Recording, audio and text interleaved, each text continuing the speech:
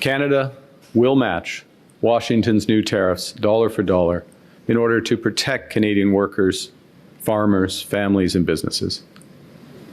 Our response will be concentrated in sectors such as steel, dairy, appliances, agricultural equipment, pulp and paper, and electronics. Also include products that are currently subject to unjustified Section 232 and 338 tariffs. This is a focused response to protect and defend our industries and allow them to compete with U.S. products in the Canadian market.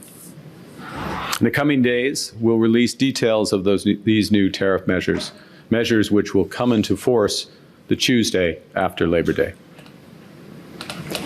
Let me be clear. We take this step reluctantly. Reluctantly because we recognize that some of these measures will raise costs and reduce choice for Canadians. Reluctantly because we recognize that some U.S. companies and some U.S. states are innocent bystanders in a dispute that they did not want. Reluctantly because this trade dispute is preventing Canada and America from doing so much good that we could do together. But at the same time, we take this step confident that it is in the best interest of Canada.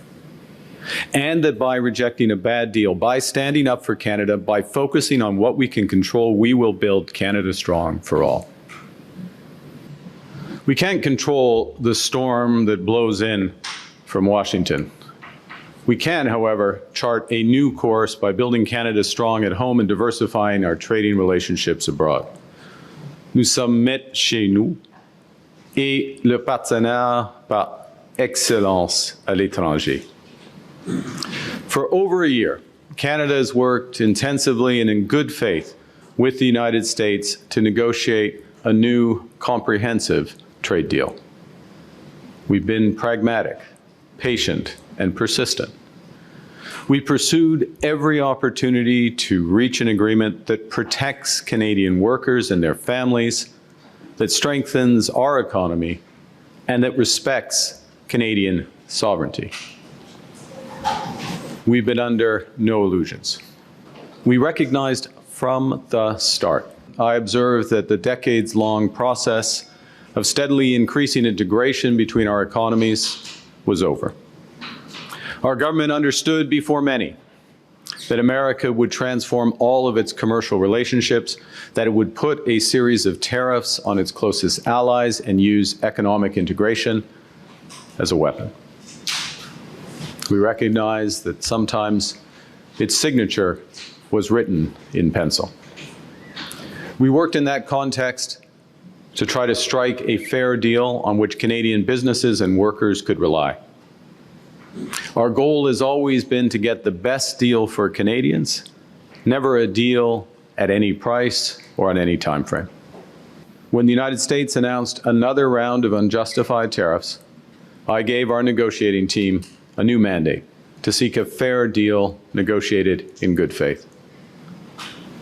Because I believe that people on the ground, on both sides of our border, want this relationship to work. The bonds between Canadians and Americans are long and they remain strong.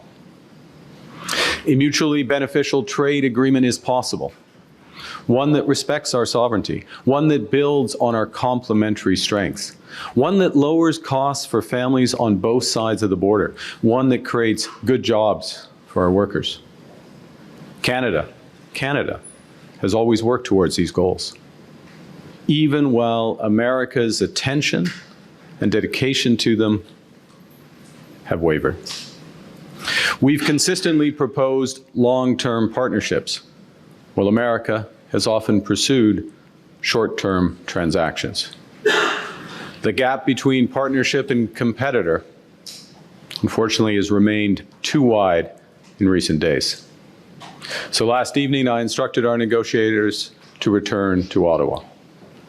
We cannot accept what they've offered, and we will not give what they've asked. In short, they asked too much, and they offered too little. More fundamentally, the cumulative effect of US demands revealed the limits of their commitment to a true economic partnership. As I said earlier, as a result, last evening I suspended trade negotiations with the United States and directed our negotiators to return to Ottawa. I want to thank Minister LeBlanc and our chief negotiator, Janice Charette, their team. They've worked hard in good faith right up to the last minute to defend the interests of Canadians. The new US tariffs are designed to hurt us and divide us. They're a miscalculation. They're a miscalculation because Canadians will always take care of each other. We know we're stronger together. In the last year and a half, Canadians have met this moment with resolve, with purpose, with strength. Many ways, vacationing in national parks, buying Canadian products, choosing Canadians, small acts of solidarity, repeated millions of times that make a statement. We're masters of our destiny. This government is matching that spirit with $25 billion to protect Canadian workers and businesses hurt by American tariffs. We're helping small and medium-sized businesses respond by investing in equipment, in productivity, and supply chain resilience. And we're financing large companies to keep large employers operating and to retain their workers. We're helping those hardest hit industries retool and pivot to those new international markets.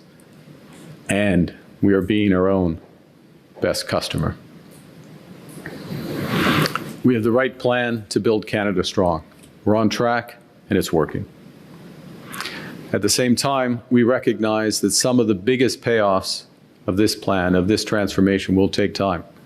Canada is becoming stronger and less dependent on America. We are already giving ourselves more than they can take away, and we are just getting started.